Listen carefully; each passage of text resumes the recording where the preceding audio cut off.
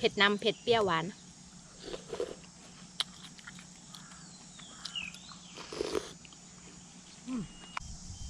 สวัสดีค่ะกลับมาพบกับอีหวาพาแซ่บนะคะวันนี้มีก๋วยเตี๋ยวค่ะก๋วยเตี๋ยวกระมังก๋วยเตี๋ยวเนื้อน้ำตกกระมังนะคะเดี๋ยวเรามาปรุงเลยค่ะอากาศร้อนๆนะคะซดอะไรร้อนๆนะคะเนาะ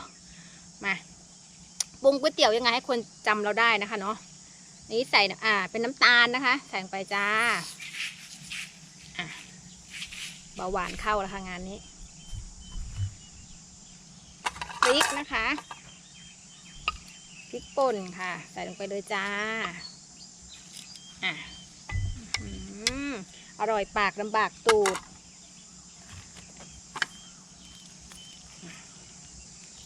พริกน้ำส้มจ้าใส่ไปอีก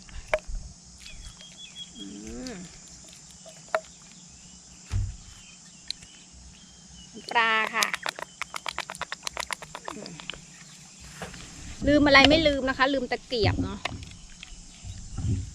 เดี๋ยวเรามาปรุงรสก่อนค่ะวันนี้ลูกชิ้นแบบจุกๆแน่นๆเลยค่ะวันนี้นึกอยากซดอะไรร้อนๆนะคะเนาะอากาศร้อนไม่พอนะคะ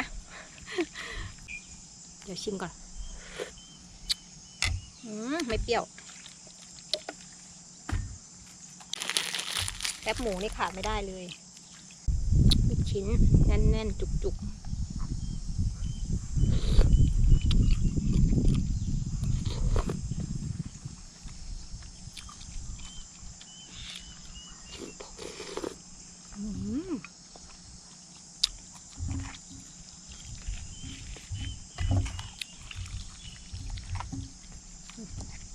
วันนี้เป็นเส้นหมี่เหลือง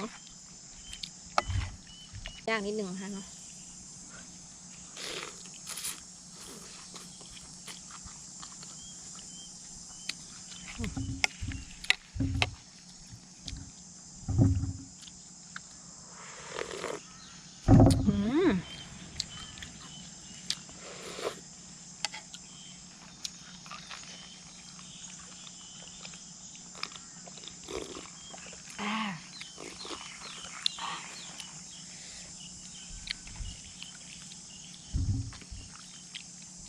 มีชิ้นเนื้อเปื่อยนะคะเนื้อสด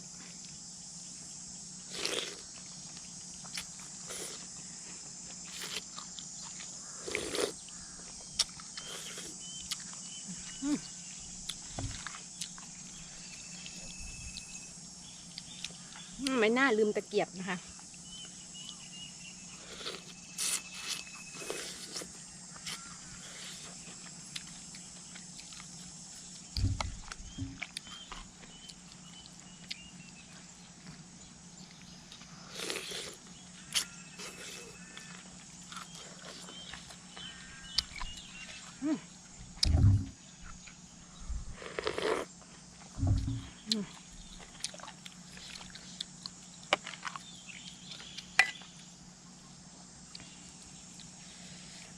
รสชาติออกเผ็ดเผ็ดนำเผ็ดเปรี้ยวหวาน